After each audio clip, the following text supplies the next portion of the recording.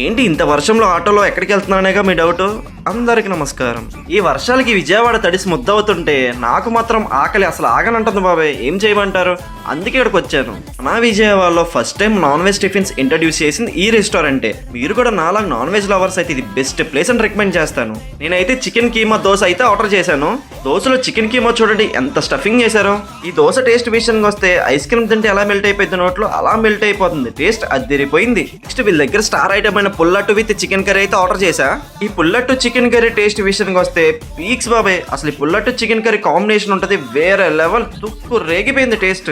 Next చిల్లుగారి నాటుకోడి కూర combination మనందరికీ తెలిసింది. యాజ్ యూజువల్ టేస్ట్ అదిరిపోయింది. ఐటమ్స్ ట్రై చేశానా ఏంటో అన్సాటిస్ఫైడ్ ఫీల్ గా ఉందని చెప్పి పాయా విత్ పరోటా కూడా ఆర్డర్ చేశాను. టేస్ట్ మాత్రం ఎర్రగా తీసేసింది. ఇంక లాస్ట్ కోక్ తో అయితే ఫినిష్ చేశాను. నేను ముందే చెప్పేస్తాను మీరు కూడా నాలా ట్రై చేద్దామని వస్తాయి. వీళ్ళ టేస్ట్ కి మీరు చాలా ఐటమ్స్ అయితే తినేస్తారు. టేస్ట్ అంత బాగుంటది. స్పాట్ ఎగ్జాక్ట్ లొకేషన్ వచ్చేసరికి మన విజయవాడ పాలిక్లినిక్ రోడ్ లోనే ఉంటుంది. విహారాస్ కిచెన్. ఇంక ఉంటాను బాబాయ్. వెళ్తూ ఫాలో చేసి సపోర్ట్ చేయండి బాబాయ్.